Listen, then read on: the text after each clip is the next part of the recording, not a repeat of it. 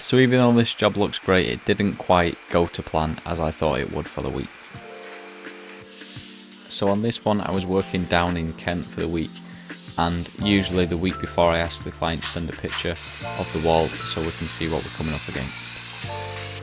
But for some reason this week I completely forgot, and then when I texted the client the night before, she said that the wall hasn't even been plastered yet.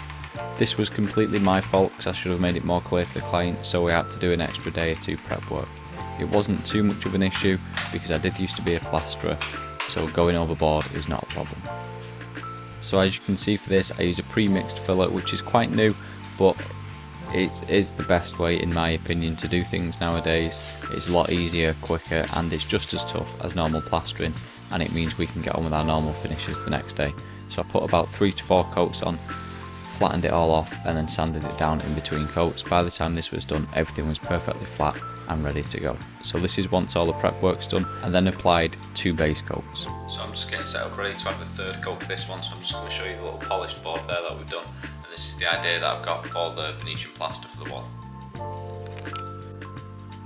So I've got the plaster ready, mixed there, and this is the board that we made, the sample board yesterday. So it's got a subtle bit of grey marbling running through it, and then we gave him 2 options, gold paint and a gold leaf. I think we're going for the gold leaf. And then the tools that we've got for today, I put on with these smaller spatulas because they've got a little bit of flex in them. So they're perfect for putting the Venetian plaster on. And then of course my burnishing trowel, which is a smaller bladed trowel. So when we're putting it on and applying pressure, it compresses the product and makes it shiny. And then clean water bucket, microfiber cloths. So I'm going to start on this bit of the wall, then do the front of this one, and then do the internals. That way we can match the pattern from the front running through the boxes.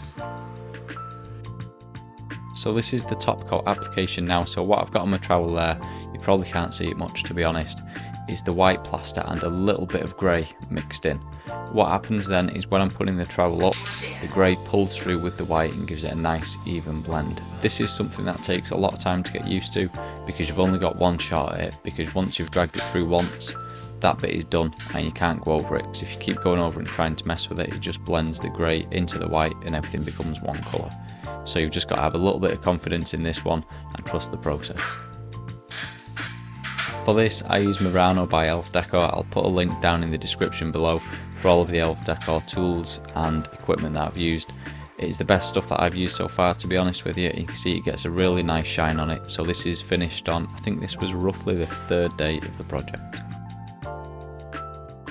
So once everything's on, we then leave it a day to fully dry out, come back and repolish it the next day. The repolishing it the next day is super important because it gives it that super high shine that you can see there. For that, use 4000 grit polishing pads. It's looking nice now, but it does need a little bit extra, so it's time to put the gold leaf on and bring it all together. So we've got the tools for the gold leaf there, which is basically just gold leaf adhesive and the brushes. It takes a lot of time doing the gold leaf, but you can see it makes a big difference to the wall. It brings all the pattern together, so any of the grey bits I highlight with the gold. We don't want too much gold in there because it can make it look a little bit tacky, so just the right amount is key. What I always say to clients is just leave me to do the wall.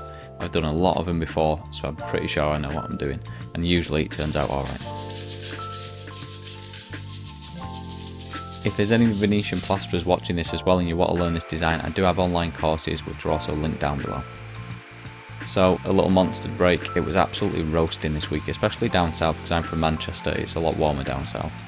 So this now we're putting the clear wax over the top. The wax protects it, helps to seal it all and stops the plaster from getting activated by the air again, which can dull it off. So we put the wax on, polish it up, and that is pretty much everything done and dusted. All the gold leaves on. I'm just about to start to get buff and open the buffer, so you can see it's got a really nice shine on it.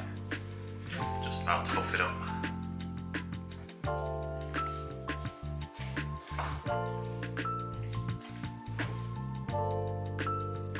So that's it done. Now it's time to tidy up my mess, get it back in the car and back on my way. So this is one of our most popular designs. It's a white and grey polished marble with a gold leaf on top. It does take us quite a while to do, and it's one of our most expensive ones, but the result is definitely worth it. So that's the job finished up. So we've got this wall and the media wall as well. So this has took quite a while, to be fair, not gonna lie. It has been a little bit draining, but it's definitely worth it because it looks beautiful. These designs are quite technical and they do take quite a lot of time, but it is definitely worth it. The client's super happy and I'm super happy with how it turned out. If you've got any questions, let me know and drop them in the comments below.